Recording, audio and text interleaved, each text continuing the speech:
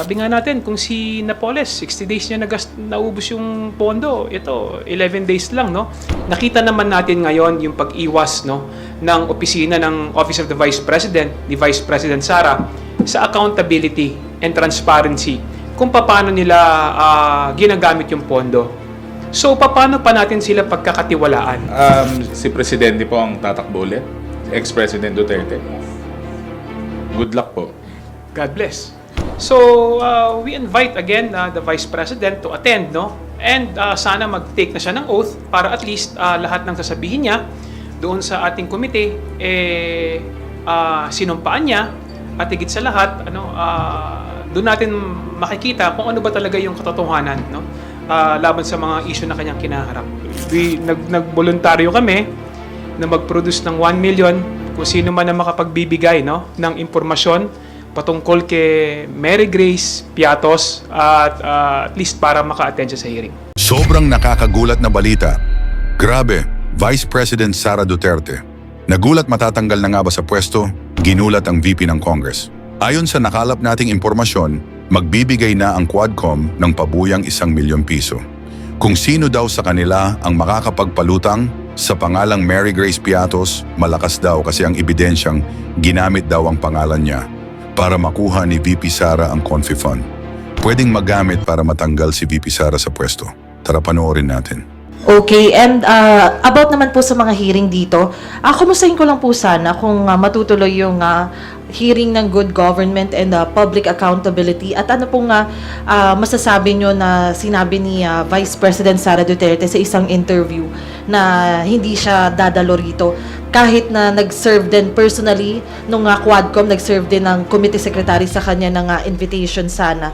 Ano pong masasabi niyo?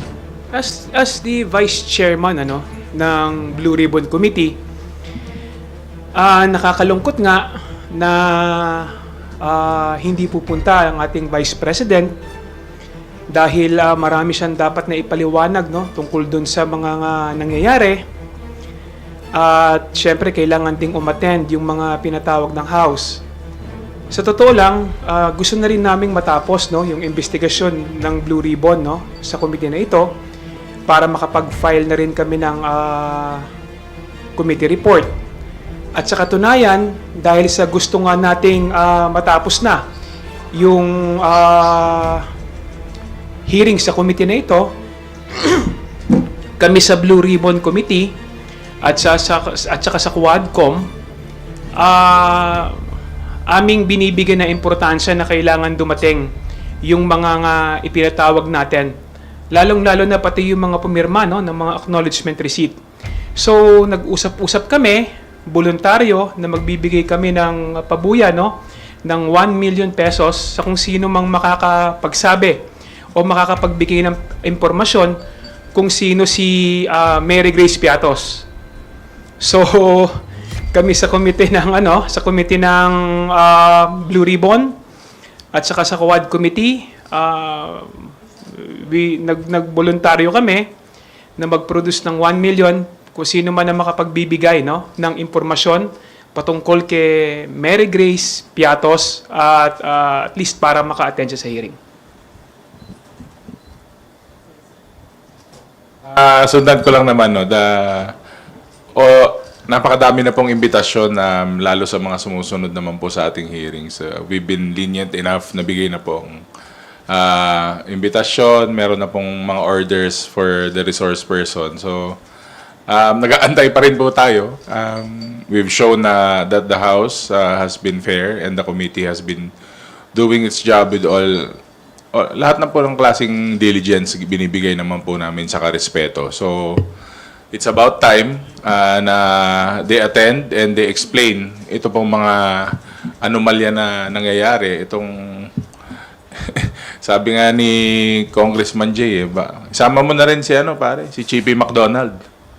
Saka sino pa ba yung mga fictitious na tao na mention niya. Siyempre, yung pinakasikat, si Mary Grace Piatos, na patuloy po nating hinahanap para mapaliwanag po yung mga acknowledgement receipts na andyan na po na, kumbaga nag-trending na yon. So, But again, the committee is doing its work. Tuloy lang po kami kasi gusto na rin po namin na matapos na rin yung investigasyon at patapos na rin po ang session namin. May mga ilang araw na lang po.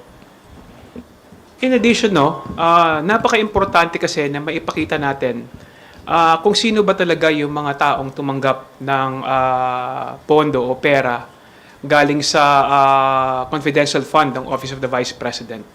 Kasi sinasabi ni VP Sara na peke daw yung mga acknowledgement receipt na ipinakita, no, sa hearing. Itong mga acknowledgement receipt na ito, galing po ito ng Commission on Audit, no? At sinabi nga ng Commission on Audit na ito yung mga ipinasa na acknowledgement receipt ng Office of the Vice President. So paano mo sasabihin, no, na ito ay mga peke? Ang pondo ay nagastos ng 11 days. Mas ano pa yan, mas mabilis pa.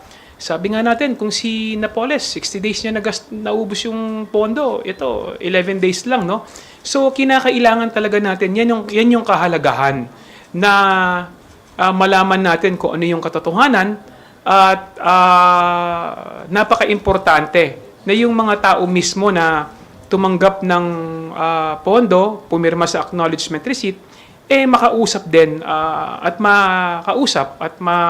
umattend ng hearing, no? At isa na nga dito, si Mary Grace Piatos.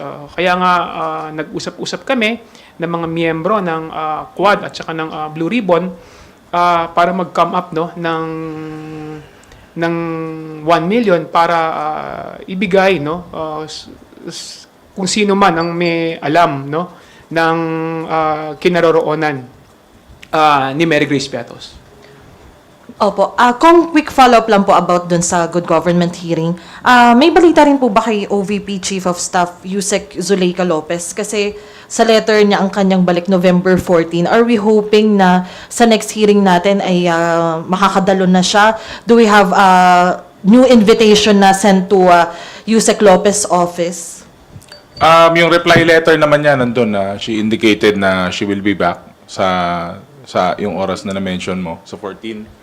Pero kailangan niya pong i-honor yon kasi napakahalaga niya po sa mga hearings na to, no? Kasi siya po ang nagre-release eh.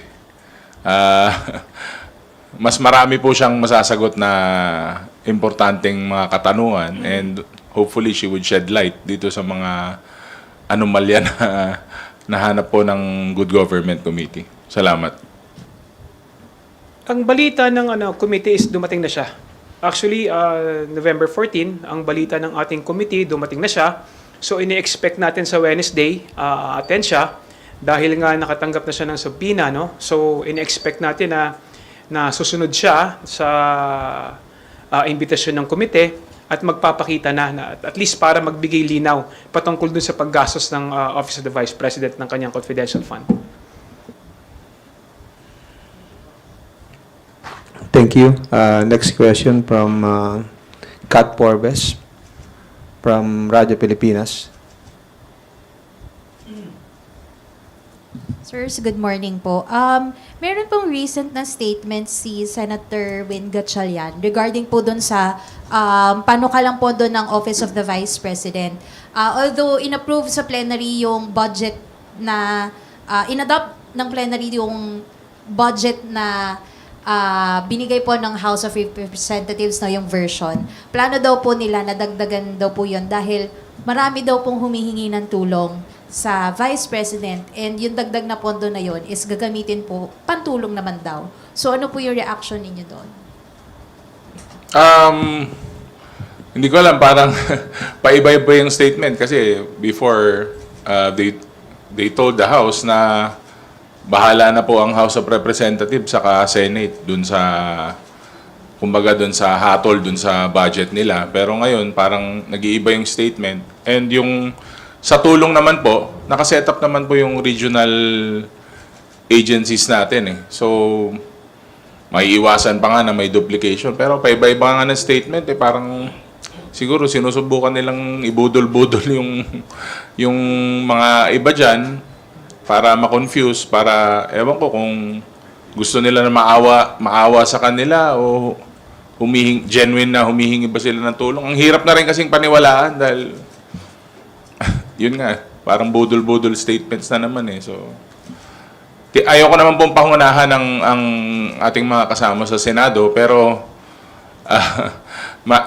alam naman po nila maghimay ng budget, parang dito po sa Congress. Nakita po natin na hindi maipaliwanag po itong mga programa na nilatag nila dito sa House of Representatives. Anong nakita namin na hindi maipaliwanag? Wala naman pong gusto magpaliwanag. Wala naman pong kaukulan na sabi nga nila, ika nga, resibo. Wala pong resibo na makita. Ano naman ang gagamitin mong rason para ituloy yung budget na yun kung underutilized siya o hindi man lang nagamit ng maayos? In addition dun sa sinabi ni DML Ortega, no? Siyempre kailangan ng transparency and accountability sa lahat ng budget at pondo na ibinibigay ng ating pamahalaan. Nakita naman natin ngayon yung pag-iwas, no, ng opisina ng Office of the Vice President, ni Vice President Sara, sa accountability and transparency kung paano nila ginagamit yung pondo. So, paano pa natin sila pagkakatiwalaan? Yung 700 plus million na ibinigay ng Kongreso at saka ng Senado sa kanya, tingin namin is tama na yon. Kumbaga, enough na yon para makapagpatakbo ng kanyang opisina. Kasi nga, paano mo pagkakatiwalaan kung hindi niya mai-account, no, yung pera na ipinagkatiwala sa kanya ng ating mamamayan. Sa bawat pera na ibinibigay, pinagkakatiwala natin, kailangan talaga ng transparency. Ayaw na natin na magkaroon, sabi nga ni DML Paulo, ayaw na natin magkaroon ng iba pang Mary Grace Piatos at Chippy McDonald's sa mga liquidation report at saka sa acknowledgement receipt. So, I think binibigyan na natin, kumbaga tinutulungan na rin natin si Vice President Sara para makaiwas din sa katiwalian at anomalya na kinaharap niya ngayon. So, sir, would you agree po na parang merong disconnect doon sa side ng Senate na gusto nilang ibalik yung pondo ni VP Sara para makatulong siya, pero meron ding papanukala na bawasan yung akap na nakita naman natin na marami po yung natulungan? Ang problema kasi meron duplication ng responsibility. Na andyan naman na yung ating mga Department of Social Welfare, ang ating DSWD, naandyan na yung ating DOLE, na talaga namang may mandato na tumulong, sa ating mamamayan. Ang nakita naman natin sa konstitusyon, ang opisina ng Vice President is may mga may mga responsibilidad na nakalagay diyan, At wala naman diyan, hindi naman responsibilidad ng opisina ng Vice President na magkaroon ng pondo, lalong-lalo na pagdating sa mga AICS, tupad at kung ano-ano pa, ito ay responsibilidad ng DSWD at DOLE. So, yung akap naman, nakita naman natin na maraming natutulungan, maraming nabibigyan na ayuda sa ating mga kababayan. Sana wag itong bawasan, bagkus ay dapat idagdagan pa para at least mas marami tayong matulungan sa ating mamamayan. Thank you po. Thank you. Dagdagan ko na lang ng konti. Go ahead, sir. Kami kasi lalo kami nila Kong J. Siyempre nasa district kami as compared sa national scale. We are national officials o personalities, but we are on the ground. Nasa distrito po kami. At matagal na po to, kunsehal pa ako. Siyempre, bakit po yung mga ating naibibigay na sa beneficiaries, puro yung mga poorest of the poor, hindi naman po sa pagsasantabi sa kanila. Pero marami po tayong trabahador sa ka-workers na talagang sakto lang yung kinikita nila. And the lower middle class, talagang na-address po ng AKAP yung concern nila. Sabi ko nga po pag nasa ground ako, di ba pag binibigyan ka ng AKAP, parang parang comforting, parang nabibigyan ka ng temporary na relief. Hence, yung acronym na yun po talaga ang nagagawa para sa ating mga low-income earners. Iba po yung nandun ka lang po kasi sa taas, iba yung nandun ka sa nasa ground na nakikita mo yung actual, lalo po sa mga select na sektor na yan, mga grab drivers, mga dicer, yung mga delivery boys, delivery men and women, nararamdaman po nila yan kasi minsan po yung akap na yun, bayad na po yung bayad nila sa renta, bayad na po yung bills nila, may pang-grocery na sila. So, malaking tulong po yung akap na yan. At actually, para sa akin, isa yan sa pinaka-magandang programa na nagawa ng administrasyon na to. At disservice po yan kung tingin nila, dapat nilang i-cut yung programa na yan o bawasan o alisin man lang. It's a disservice to the working class. It's a disservice to the low-income earners. Thank you. Let's call on Bibian Gulia from ABS-CBN 2. Good morning po, Kongs. May I get your comment on the statement ni Representative Pantaleon Alvarez dito sa Quadcom hearing na inattendan ni dating Pangulong Duterte? Sabi po niya, walang mahalagang bagong impormasyon, big political dud, dapat daw po i-file na lang ang kaso kung may kaso, pero walang basis na lumabas for a case doon daw po sa nakaraang hearing. Wala din po siya doon sa mga nakaraang hearings. So, wala na rin po akong i-may comment kasi lagi naman po siyang wala doon. Well, opinion ni Congressman Alvarez yun, and kailangan nating irespeto din yung kanyang opinion. Pero nakita naman natin, no, yung mga lumabas sa hearing, mga sinabi ni former President Duterte, at least nabigyan ng pagkakataon yung mga nagrereklamo, yung may mga issue sa kanya, na harapin ang dating Pangulo ng diretso, no? Napaka-importante nito para at least mabuksan yung mga issue na kinaharap ng ating former president. Lalong-lalo na yung issue sa extrajudicial killing, doon sa issue sa korupsyon at sa kung ano-ano pa, no? So napaka-importante na nabuksan ulit yung mga issue, lalong-lalo na patungkol doon sa kung ano yung mga kinaharap na issue ng dating Pangulo. So you think po, base sa hearing, may solid evidence po against the former president to file a case against him? And ano pong mga kaso ito? Hindi pa naman po tapos yung mga hearing. So, talagang kailangan po nating puliduhin, no? Alam naman po natin hindi naman we're taking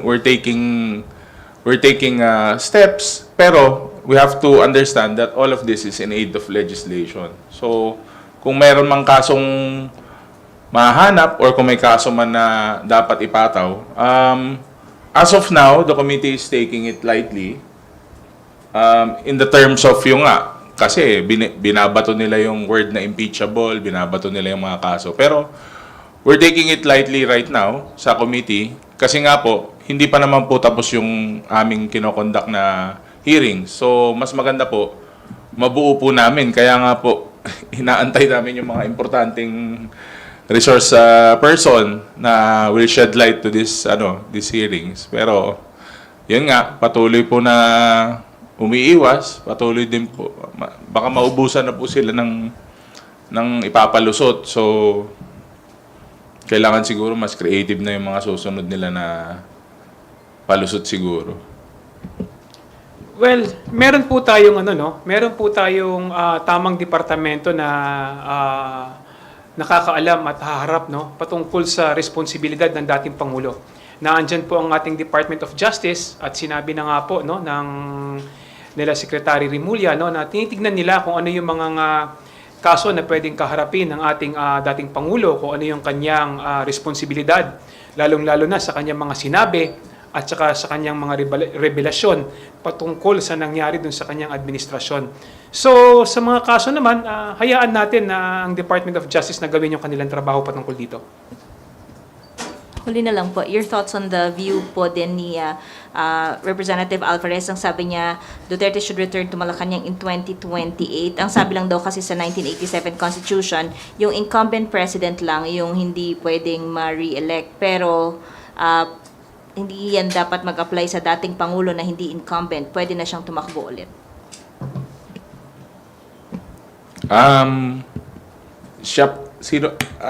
Si Presidente po ang tatakbo ulit? Ex-President Duterte? Yes. Good luck po.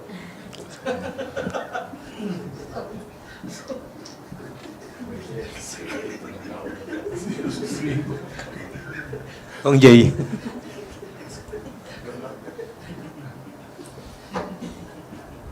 God bless.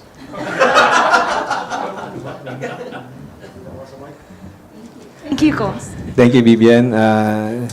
Next to ask question, is Marian Enriquez from Channel 5. Ay, hindi po.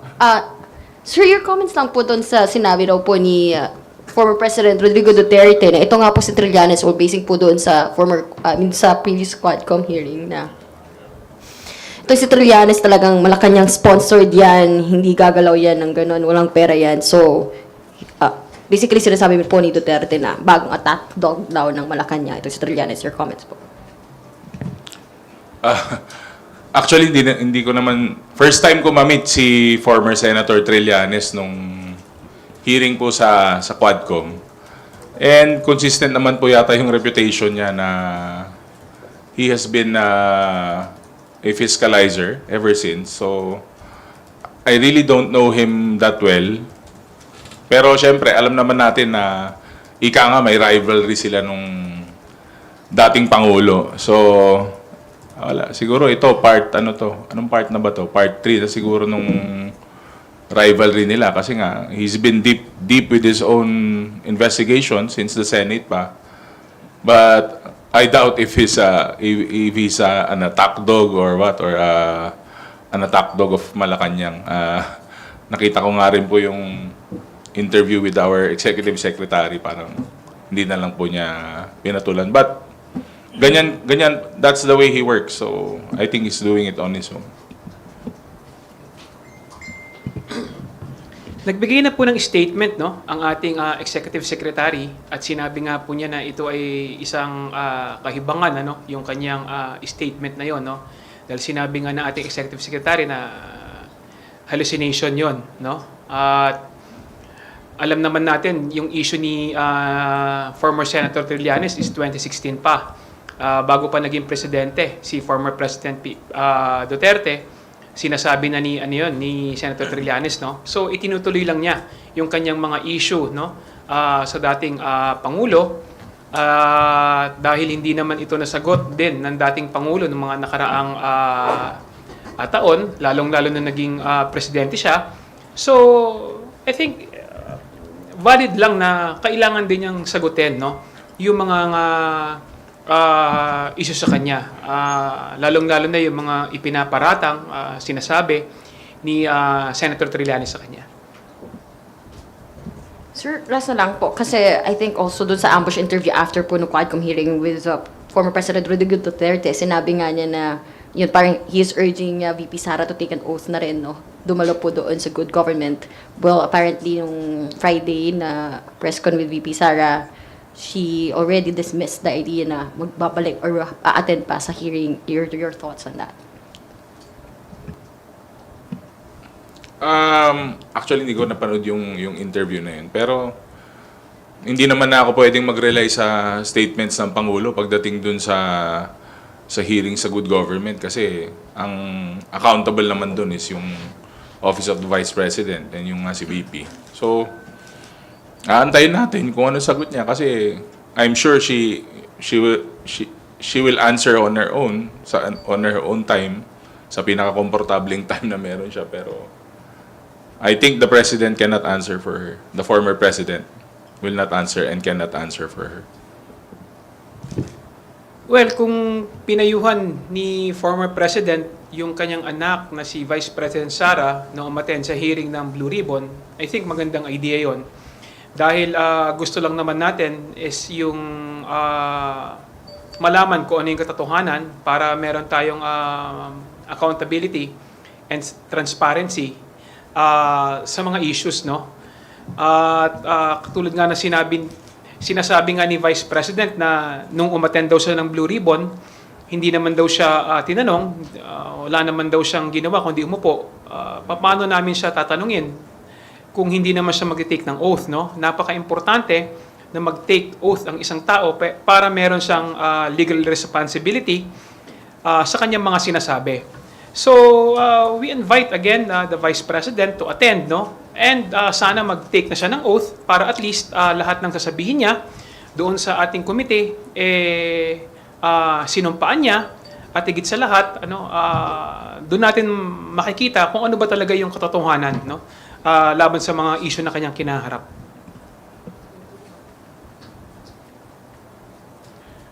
Are you done with your questions, Marian? Thank you.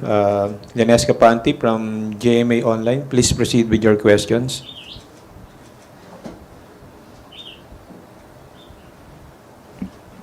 Sir, good morning po. Yung question ko po, Vice President Sara Duterte said with the budget cut for the OVP, 200 OVP contract of service employees will lose jobs. I understand sa House version, there's a provision for these employees who will potentially lose their jobs. How do you appeal to the Senate also do you appeal to the Senate to adopt that? Kasi meron, given the Vice President's statement, sir. Yun muna. I guess we will not appeal to the Senate kasi we've sent them our version po nung budget na inaprubahan natin dito sa Kongreso, no. Syempre, discretion po nila 'yon. Meron din po silang karapatan na busisiin saka tignan po yung budget ng ating Office of the Vice President. And hindi naman po enough na reason yung employment for me. And I'm sure kaya nga po nagka-problema sa employment eh.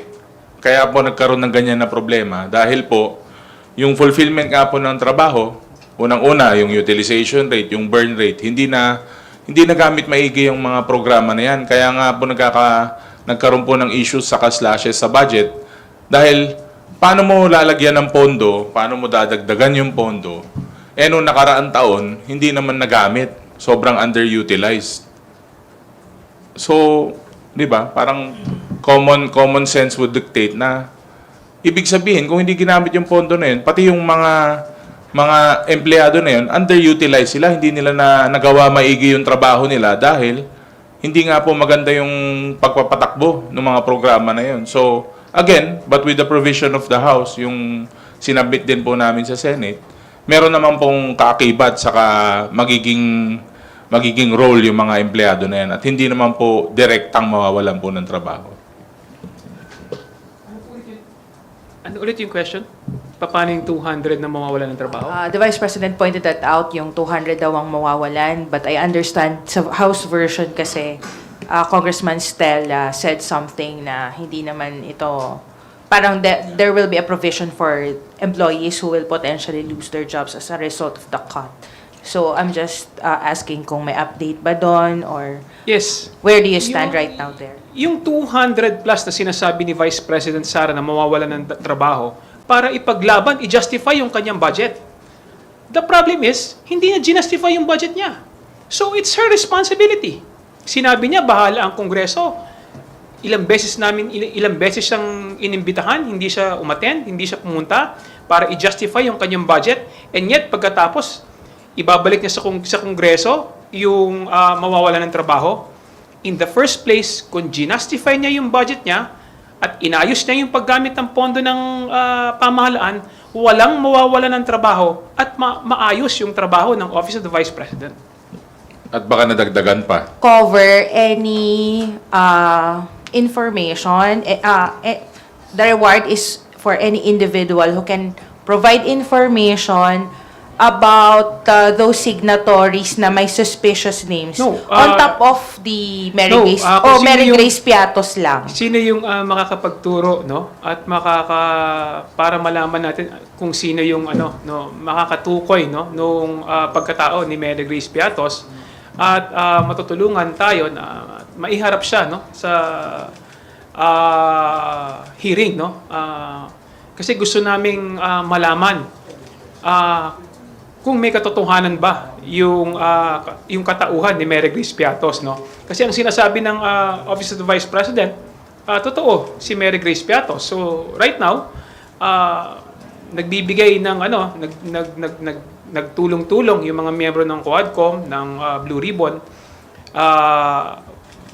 voluntarily nagbigay, no, para malaman, para at least we can put to rest, no, na kasi hindi kami naniniwala na totoong may Mary Grace Piatos. So sinasabi nila totoo. So kung sino yung mga kakatulong sa amin para mahanap si Mary Grace Piatos, handa pong magbigay ng pabuya, no, yung mga congressman para at least patapos na rin yung trabaho namin sa Blue Ribbon. Sa kadagdagan ko na rin, ma'am, no, pag nakikita mo kasi yung mga acknowledgement receipts, parang pare-pareha yung sulat, parang iniiba lang. Talagang fictitious po yung mga AR. Sabi ko nga parang listahan lang sa sari-sari store yung mga acknowledgement receipts nila na palayaw lang yun nandun. Parang si boy ganito, parang gano'n lang eh. So talagang minsan nakakatawa na lang actually. Yun nga, sir, that's why I ask kung, kasi I understand may ibang names din na sounds, at least, it sounds suspicious. So, will that cover the reward or yung kay Mary Grace Piatos lang muna? Si Mary Grace Piatos kasi yung may pinakamalaking nakuha dun eh. So, we want to set an example, no? We want to know the truth. Kasi it follows eh. Pag wala si Mary Grace Piatos, sigurado, halos lahat na ng tao na naandun is fictitious na, no? We want to set an example kung sino at saan ba talaga itong si Mary Grace Piatos, at least para makilala natin kasi ang ganda ng pangalan niya, ang sarap ng pangalan, di ba? Kagutom. Thank you, sir. That's all from my end. Thank you. Thank you. Are there any further questions from our media friends? If there are none, we will accommodate the phone-in question from a former colleague from GMA Des, Jenna Balauro. Nag-submit po ba ng bank waiver si Digong? Next hearing, sino invited? Ano update ng Quadcom kay former Colonel Garma? Thank you. Yung sa waiver, nakita nyo naman po paiba-iba po yung sagot tungkol sa waiver. Nung una, mag-execute po ng waiver. Nung meron na po tayong ginawang waiver sa Quad, magpapaalam daw po sa asawa. Pero klaro naman po na yung na-mention po dun sa waiver is yung joint accounts, not with the wife but with the VP, no. So iba-iba po yung sagot eh. Iba sagot dun sa second floor, iba sagot sa hagdanan. Pagdating po dun sa ground floor, iba na naman po yung sagot. So parang ang hirap po na basahin. Pero wala pa pong ine-execute na waiver. Nagbitaw po siya under oath eh. So inaabangan po ng lahat 'yon. And sa Quad po, inaayos pa para sa next hearing. Mag-uusap-usap muna po siguro yung mga members ng Quad para po ilatag ng maayos yung next na hearing. Hindi ko na sabihin, episode. Sorry, clarification. Sorry, na-mention po kasi before ni Kong Ace last week after po ng Quadcom with former President Digong na Thursday daw po yung hearing. That's 21. Pero wala pa po sa calendar. May update on that? Kinonsider po kasi namin na may mga nabagyo na districts. So, lalo dyan po sa South Luzon. So, pagbigyan din po natin ng konti yung mga kasama natin na congressman. Lalo yung mga hard-hit na areas. Baka may changes lang. Pero if wala pa pong changes, then we will stick with the calendar.